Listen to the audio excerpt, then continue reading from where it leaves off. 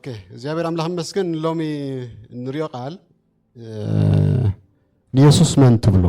ዝብል ቃልና እግዚአብሔር አምላክ መስገን ኢየሱስ ማን ተብሎ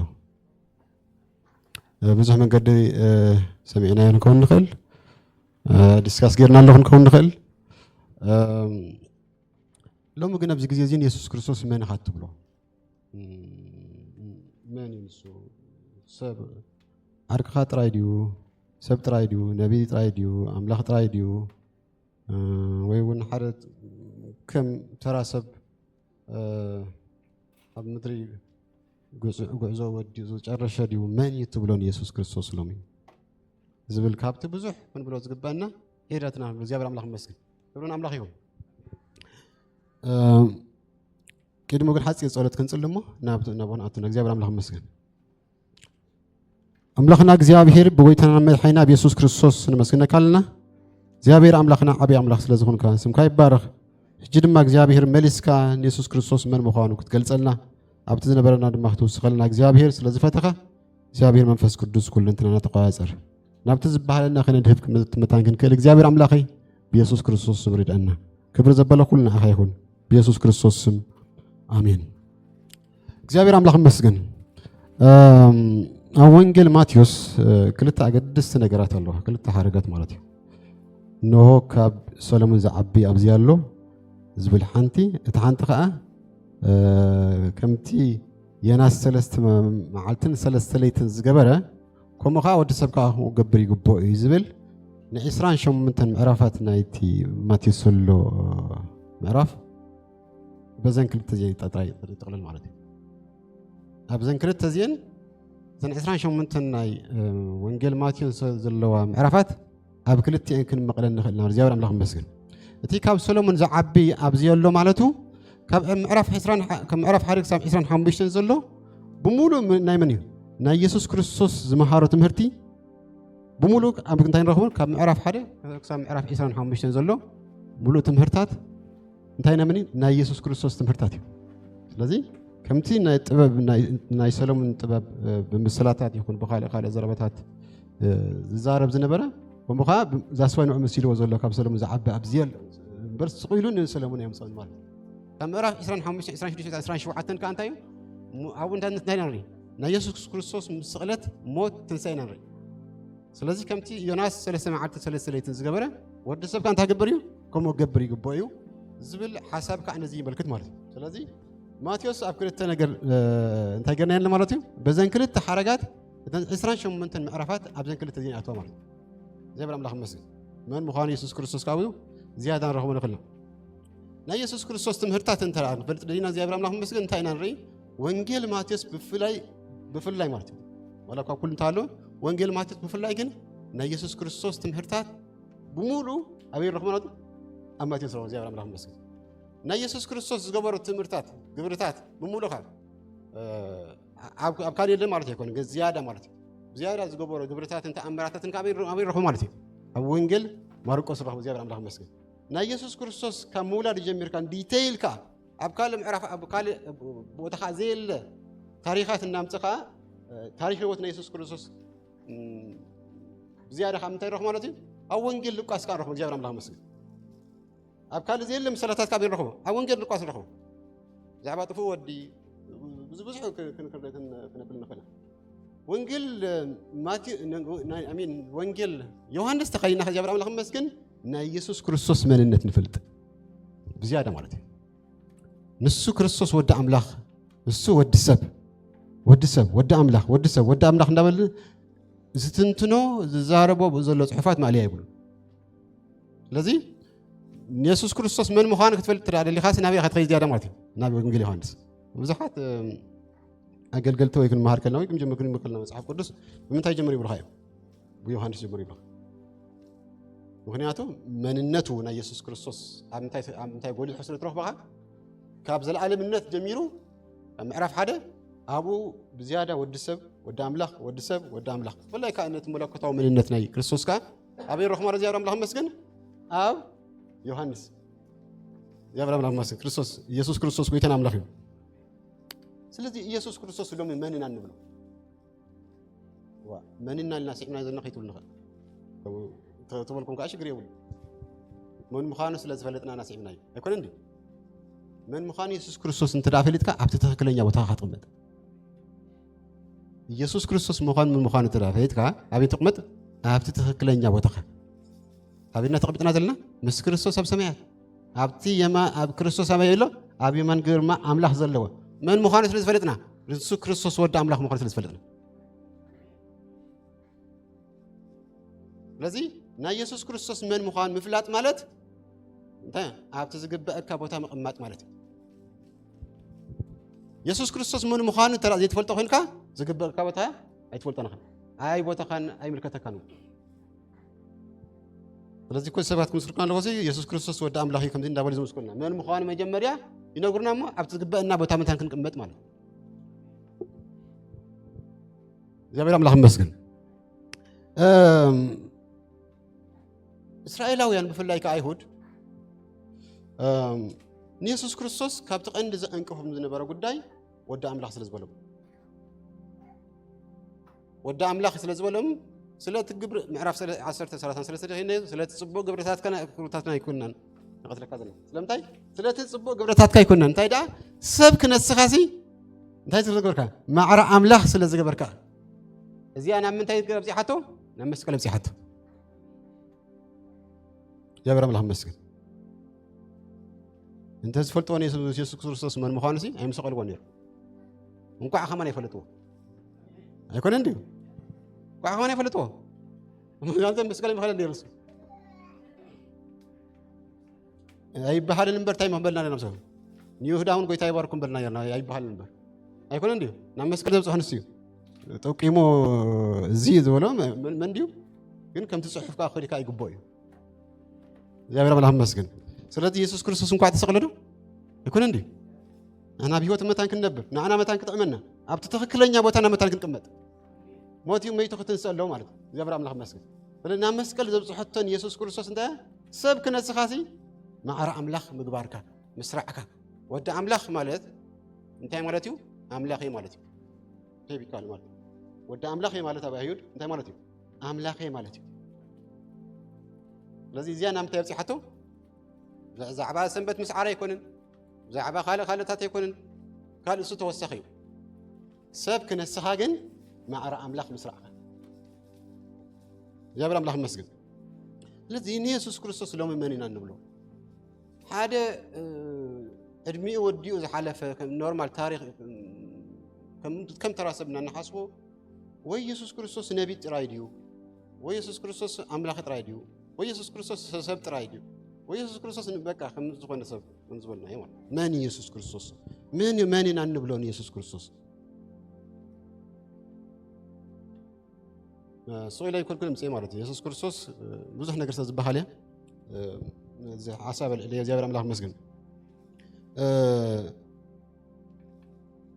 يسوع كريستوس انتي نفلدنا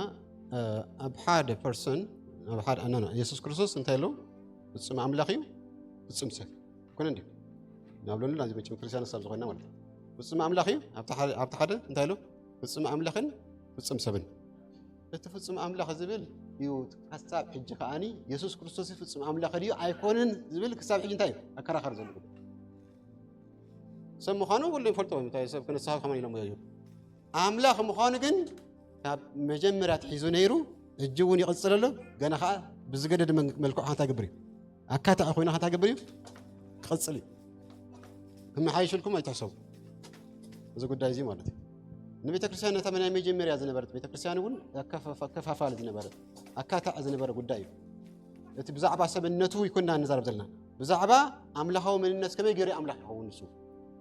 زبل بر بزعبا سم خانو بزح كرا خرا يكون الناس قال نيرنديو يسوع كريستوس بس جاي مثلا زبل قال بزعبا أتي أملاخ هو أيكون نتبل سام ما زي أبرام لخمس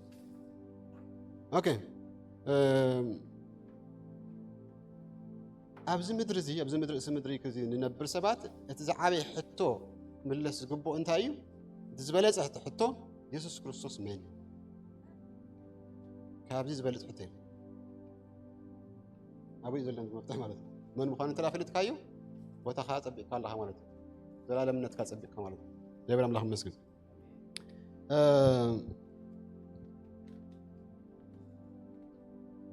እስኪ ሐሳብ ሁሉ እግዚአብሔር አምላክ ይመስገን።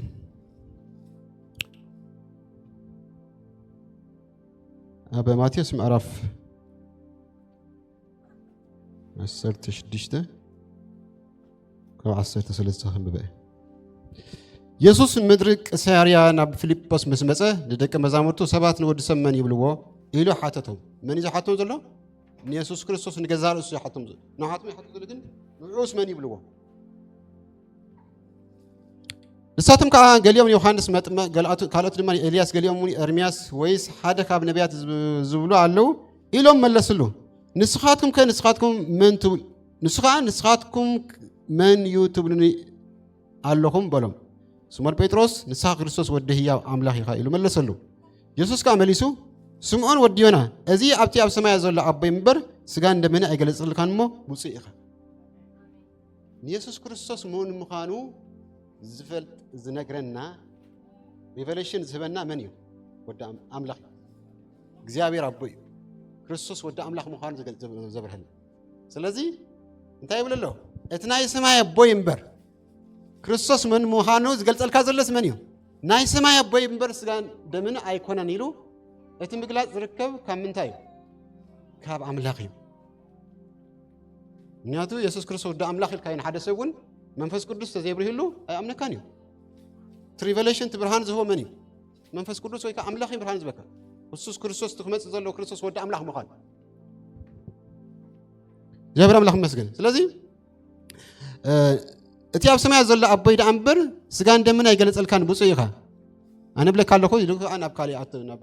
እቲ ማሕበሩካ ምንታይ ኣብቲ ከውሒ ከም ዝስርተ ከዓ ብታሕቲ ቅፅል እግዚአብሔር ኣምላኽ ይመስገን። ኣነ ዝገርመኒ ትሕት ኢልኩም ተዳ ኣንቢብኩም ካብቲ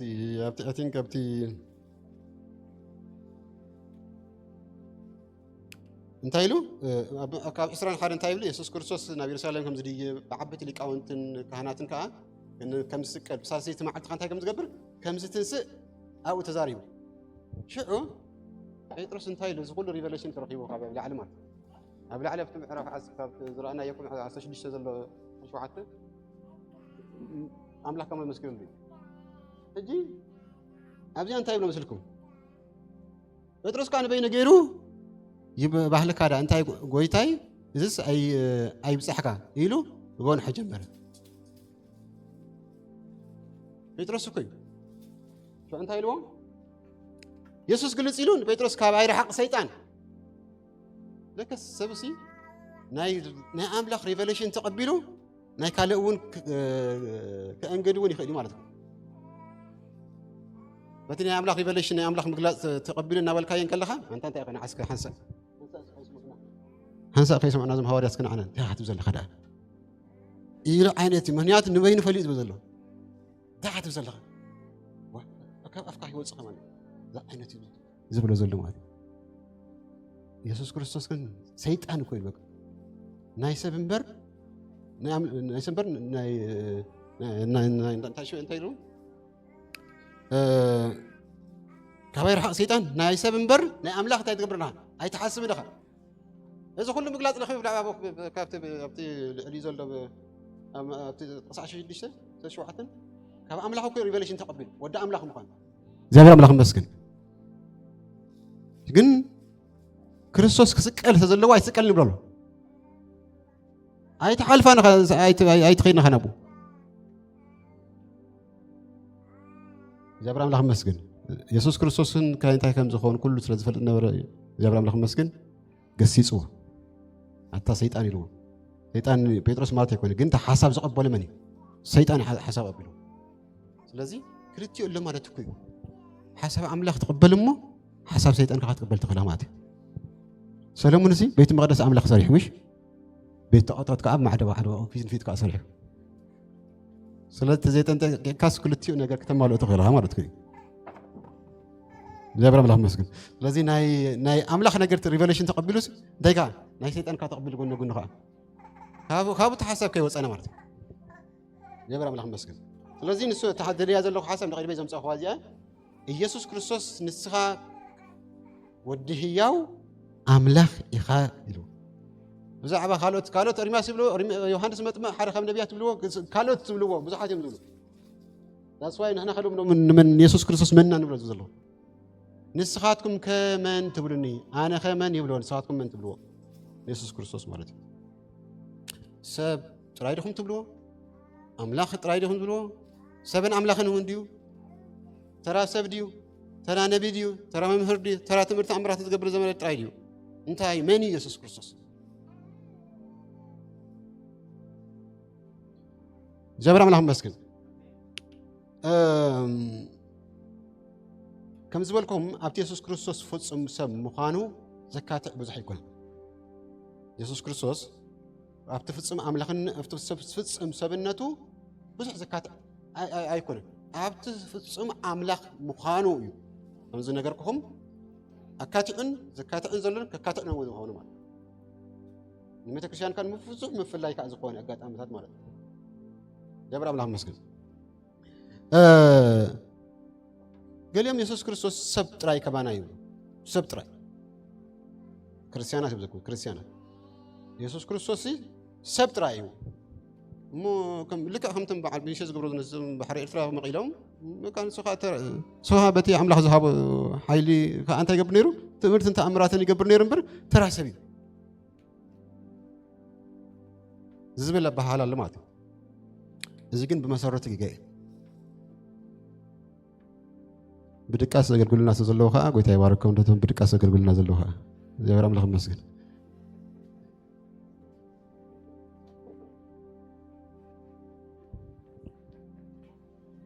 جابر المسجد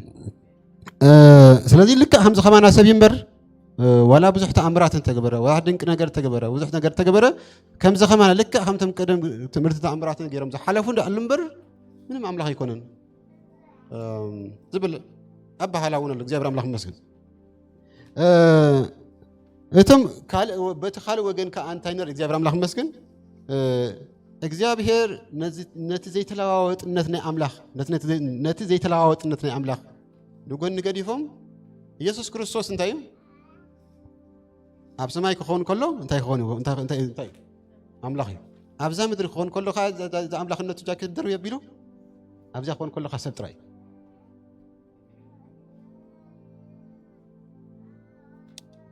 ناي إجزابير زيت لواوت النت نقول لك زي حد يقدر يكون أملاخ النت وعيكا توصل زحلك حتى أنت تخدنا نجار يكون هاي لا وقت نجزاوي زي سواء ميلكياس معرف سلسلة حساس شديسن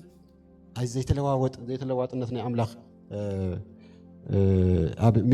ميلكياس زي يكون سي ميلكياس ما جرشة تنبيت ناي بولي كدان أنا إجزابي أي لوات أن يمو أتم دك إسرائيل سلازين تاي كبركم أي تفاقكم من سلازي إجزابي تاي كبرني أي لوات أني فتصم النوء وحسنات ناتوي فتصم النوء ناتو وحسناتيو جابر أملاخ مسكين سلازي إجزابي تاي كبرني أي لوات أني نسو أملاخ أنت لا أخوينا مسماي أبزاون أملاخي بتوكل بسقى خطري أكل لها سقى ترايز الرأي كاب فتصم سبنا تاريش منه إجزابي هرقنا بزولو ملعات ملكوت أبي حريرنا بري لنا انتي بزولو ملعات ملكوت أبي أبتسقى حرير ول بزولو ملعات ملكوت أنا ملعات ملكوت ابنا ما يكون عندي بتفكر ما حدر منفس قدسنا قل ملعات ملكوت يبلنا أنا ملعات ملكوت يكون أنا ملعات ملكوت انت راح لنا نحنا هنا أملاخنا مر جابر أملاخ مسجد سلذي سبيسيفيكال النصر نمخان يسوع كريستوس أب سماي كون كل أملاخ أبي كون كل خاسب إجزابير كنت هاي قبرين أي اللواوتني أملاخ أي اللواوتني أملاخ كنت هاي قبرين أي اللواوتني إجزابير أملاخ مسكن نبي إسحاق معرف شعتم تزول ده هزار من يلولسو برتو أملاخ انتي برتو أملاخ دخوم أملاخ يكون سي برتو أملاخ سلازي أملاخ يسوع كريستوس تتولد هزار نسي أملاخ نسو جابر أملاخ مسكن ذا سواي كم ملاخ تغير ملو እግዚአብሔር አምላክ ይመስገን። ስለዚህ እግዚአብሔር አይለዋወጥን እዩ።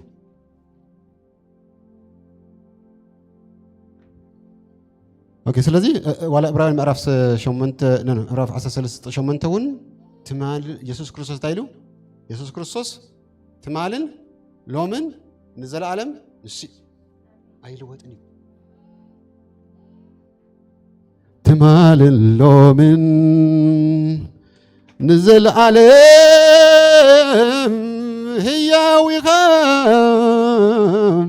ህያዊኻ ኢየሱስ አይተለወጥካና ትማልን ሎምን ንዘላለም ህያዊኻ ኢየሱስ አይተለወጥካና ትማልን ሎምን ንዘላለም ሲ ኢየሱስ ክርስቶስ አይለወጥን። እሱ ኣብ ዝኾነ ይኹን ቦታ ኣብ ላዕሊ ኣብ ታሕቲ ኣብ ሰማይ ኣብ ምድሪ ኣብ ኩሉ እንታይ ንሱ ኣምላኽ እዩ። ኣምላኽ እንተዘይኮን ነይሩ ሲ ኣምላኽ ኢልና ምስዓምና መን ምዃኑ ኣይንፈልጥናይ ነይሩ ወይ እውን ወን ምዃኑ ዘይምፍላጥ ከም ዝበልኩም እንታይ ነው ቦታኻ ዘይምርካብ እዩ ዝግባእ ከባቢ መን ምዃኑ ዘይምፍላጥ እግዚአብሔር አምላክ ይመስገን። ስለዚህ ብዙሓት ሰባት መን ምዃኑ ብትክክል ኣብዚ ግዜ እውን ከም ዝበልኩኹም ኣይፈልጥዎን ንፈልጦና ይብሉ ኢየሱስ ክርስቶስ መድሓኒ የስ የዝምሩ ሁሉ አክቲቪታት ይገብሩ ግን ኢየሱስ ክርስቶስ ብዘይተለዋጥነት ብዘይተለዋዋጥነት ኣብ ኩሉ ቦታ ግዜ ቦታን ከይገደቦ አምላክ ምዃኑ ናይ ግድን ክፈልጠለን እግዚአብሔር አምላክ ይመስገን። ናይ ግድን ኣብ ሰማይ ኮነ አምላክ እዩ ኣብ ምድሪ ኮነ አምላክ እዩ እግዚአብሔር አምላክ ይመስገን። ትክክል ሰብነቱ መጀመርታ ኣለዎ ምሽ ነው ሰብነቱ መጀመርታ ኣለዎ ከመርያም አደና በመምጾ ማለት እዩ። አምላክነቱ ግን መወዳእታ ይብሉ መጀመርታ ይብሉ ዘላለም ክርስቶስ መጀመሪያ ሓደ ታሪሽ ነይሩ ሓደ መንነት ሓደ አካል ማለት ሓደ አምላካዊ መንነት ማለት ብስጋም ዝተገልጸ ግን ከላይ መንነት ሒዝ መጽለ ስለዚህ አምላክን ሰብን ኢየሱስ ክርስቶስ ሰብ ጥራይ አይኮንን አምላክ ጥራይ አይኮንን አምላክን ሰብን ኢየሱስ ክርስቶስ ጎይታ እግዚአብሔር አምላክ ይመስገን። ስለዚህ ኢየሱስ ክርስቶስ ምን ምዃኑ በትክክል ሲ ክስወጠና ወይ ካን መጽሐፍ ቅዱስና በትክክል ከም ዝበልኩም ኣብ ላዕሊ አምላክ ኣብ ምድሪ ሰብ ገሊኻ ከም ሓሰና ነገሩ ማለት እዩ ወይ በውልድነት ማዕረና እሱ ቀዲምና ተወይዱ እና ኻሊ ሓላይ ተወይድና ማዕረና በውልድነት ከዓ ኖ ኣይኮናን ንሱ በባህሪ ወደ አምላክ ዝያድኩም በጃህለኩም ንሱ ክርስቶስ ምንታይ እዩ በባህሪው እንታይ እዩ ውልድ አምላክ እዩ። ንሕና ግን በባህሪና ምንና ደቂ ቆጣዕ ኢና ጸጋ ስለ ዝበዝሕና ኢና ውልድ አምላክ ኮይና ምሕረት ስለ ዝተገብረና ውልድ አምላክ ኮይና ንሱ በባህሪ መን እዩ ውልድ አምላክ እዩ። ንሕና ግን በባህሪና ደቂ ቆጣዕ ነበርና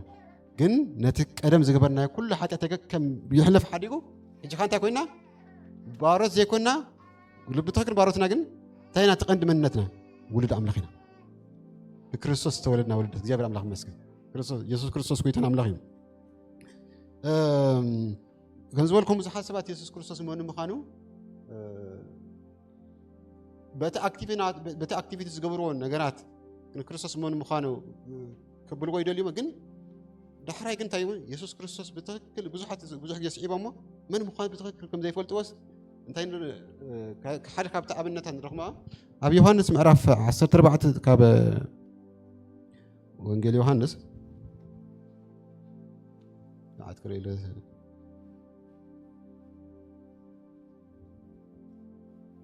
ኦኬ ወንጌል ዮሐንስ ምዕራፍ 14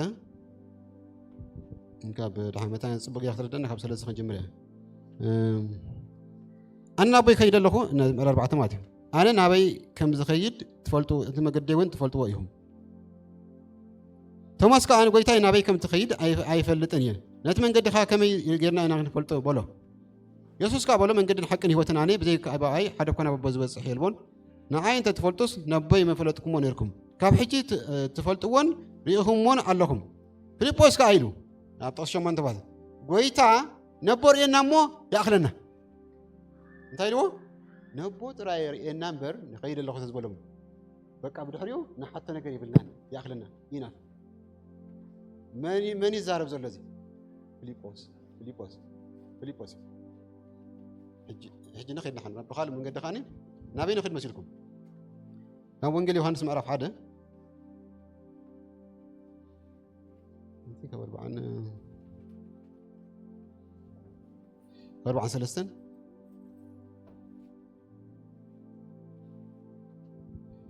اوكي نصبح حتى نبغي لك خير كده ليه نفيليبوس كأرخبه هجي فيليبوس هجي مجمع رزرخبه اللي ماته فيليبوس مات ودع عدني بيتروس صعبني بقوله فيليبوس كا بعد بيت السيدة عدي اندرياس بيتروسن نزولكم اندرياسن بيتروسن حواتيهم فيليبوس كان تايو ودع عدمي مات فيليبوس ناتنا رخبه مو تيموسيا بحق النبيات بزعوا الصحافة يسوس ود يوسف بعد نازرت رخيبنا يبولو فيليبوس من يزار بولو ناتنا ألزي بزعوا بحق النبيات تصحفة يسوس تايقنا يو بعد نازرت رخيبنا يلو يمسكروا له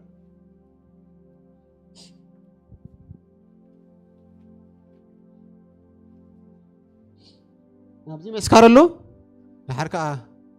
من مخانة خام نفلت كله ما نبزي مسكر اللي زله بزعوا حق النبيات بزعوا كريستوس تنقروا له سو نعم تايقنا نقرنا يو كريستوس رخيبنا يو ناتنا كم نازريت رسلنا يوسي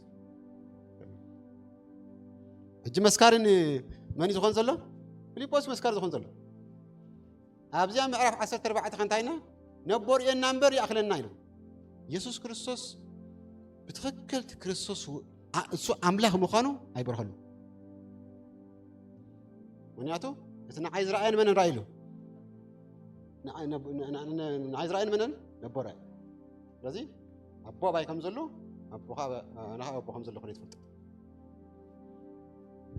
لذي كم حد ما مهر كم حد تمرت أمران تجبر كم نورمال كم عانتيو الصعباني ركساب يزرني رجلنا مال ولا دايم مسكرولوني ناتنا علم فيليبوس منياتا نبورينا بري أخل الناس أي مبولن ديو بس ما يبولن ديو إذا كله مسخم أميتاسي أبو مخون دايت فتنو يا بيرام لكم مسك سلازي مسكر كذا مصاحي سبات صباح رجعت تكون تخلي خمات زعوات مسكر كذا مصاحي زل خون تطارات تخلها لين فلات متسكين ويهم بخال من قد تردي خايمة تكون تخلها بخال من قد يا بيرام لكم مسك لازم كم زيون ولا مات كلا قاعد ما هنتاير نزل وزح كي تقرمن خالله أنت نايم ما تسمع عرف عصرت حدا كم حدا صار في دشته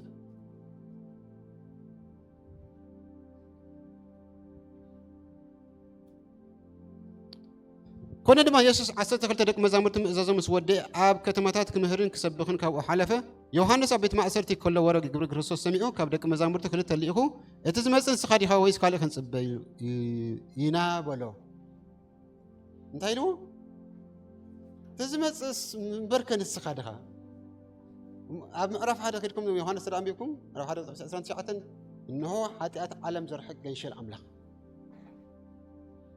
إنه هنتاي حاتيات عالم زرحك جيش الأملاك اللي تزاري بعلقوا وأنا سمعت مقال السوق إن ما يزنا بريو أنا سرخ يسون أو كنتاي كأسري كلني السوق إن ما يزنا بريو مسكري بتقول لك بس شو راح يقدمي كن عندي وأنا سمعت ما يقدمي وتحتني مسلم حجي أنت أنا كم بعلي كم نعاي كم زرد أني مالتي السخاسي وتحتني كلها كتوصل إن ده خالك زي موسى خاسي مبركن السخارها مبركن الاستوديو إذا أنا استزارب كل حتى أتعلم زر حق إنشاء الأمر خذ بحاله مبركن الاستوديو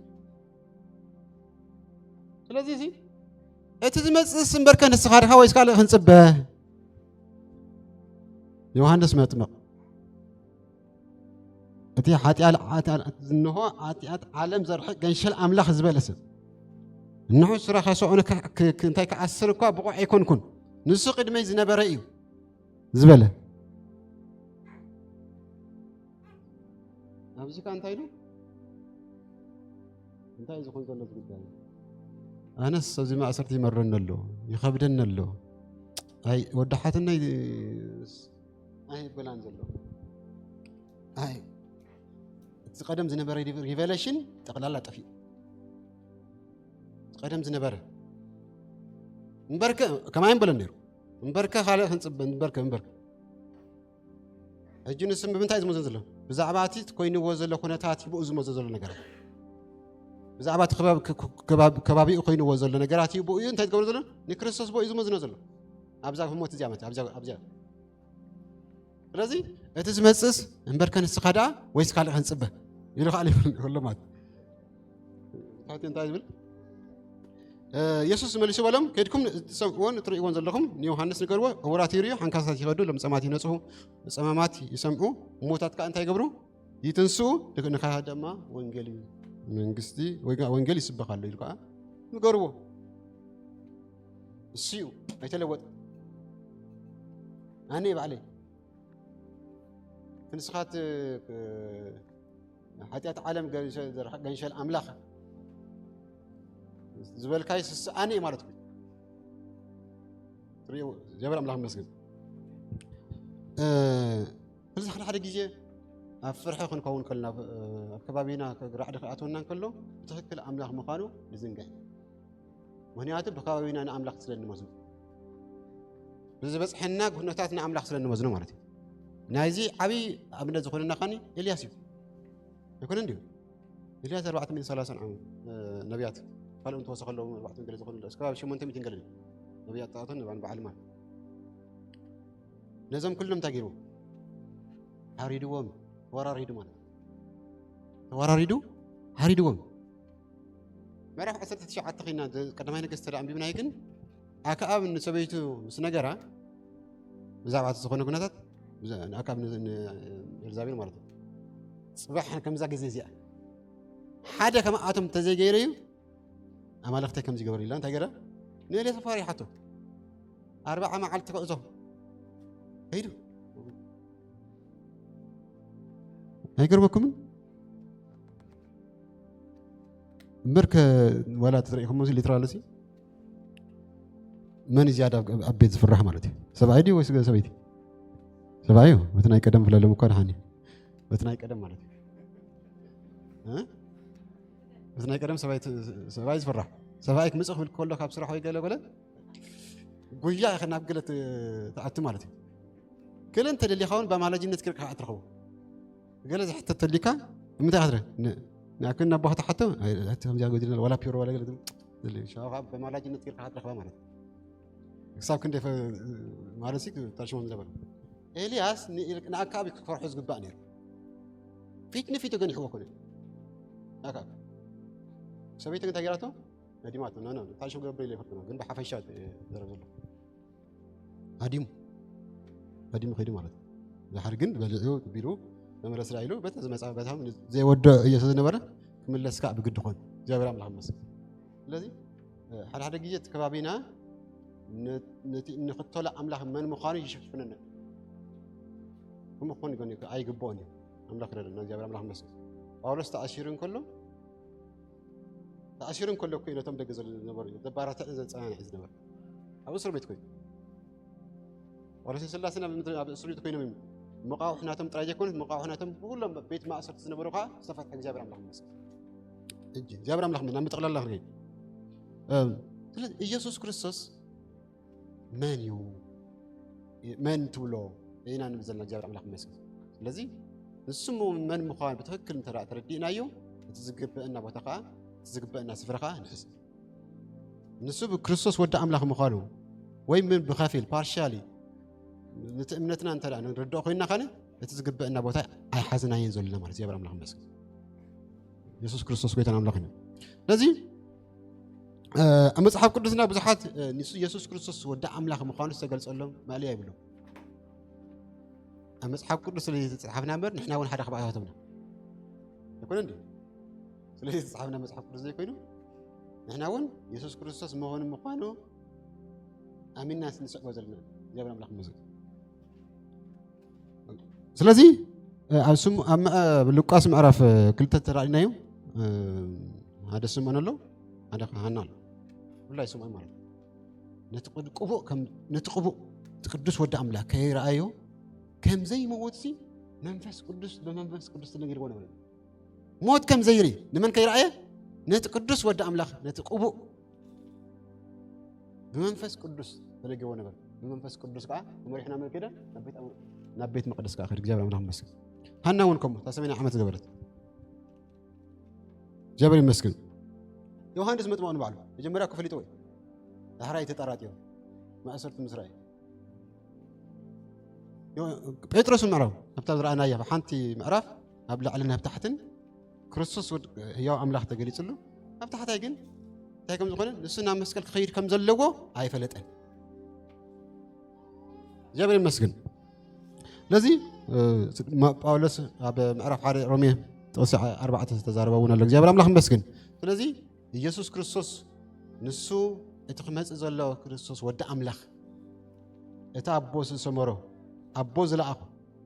يسوع كريستوس أملاح أبو يلأخ ود خايل لاخ منفس كريستوس كان تيجبر أحد منا سامع جرش هذا ما تيجبرنا يمرحنا جبر أملاح مسكين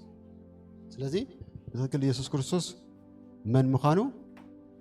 أمشور كأخذ فلتنا يقدم حجي وسخنا كفلتنا خم نكون كتصفي جبر جبر أملاح مسكين مخنياتو يسوع كريستوس كم ترى سبجير كا الرأي اللي جيزي سلز بس إحنا مالك كم ترى جا ولا تأمرات يكبر ترى بكا كم ترى علمي ودي إذا حلفه ويكا علم خي وداون تسأله هذا بالمات جبر أملاح مسكين ترى سب أيقونة يسوع كريستوس السوف تسمع أملاخي السوف تسمع سبي جبر أملاح مسكين زال على ما ينسو بس مساب النت كله كم زخمنا كمان سبي جبر أملاح مسكين بتأملاخ النتنا كبانا خاز في الليسو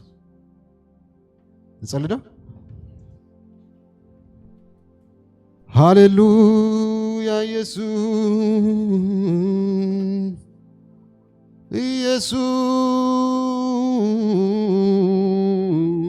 تمسكن እግዚአብሔር ሳ ክርስቶስ ወድህያው አምላክ ምዃንካ መንፈስ ቅዱስ ስለ ዘብራህካልና እግዚአብሔር አብሪሄካ ድማ ዘላለምነትና ስፍራና ስለስተቀመጥና ስለዘፍለጥካና እግዚአብሔር ተخمጽ ዘለዎ ልክ ክርስቶስ ወደ አምላክ ንሱ ምዃን መንፈስ ቅዱስ ስለ ዘብራህካልና በህይወትና ለዚህ ሕጂ ኮይኑ ወዘሎ ነገር እግዚአብሔር ክኸውን ኣብ ህይወትና ድንቅ ነገር ክኸውን እግዚአብሔር ስለዚ መደብካ ስለዚ ከናወንካ እግዚአብሔር ነመስግነካልና ሃሌሉያ ኢየሱስ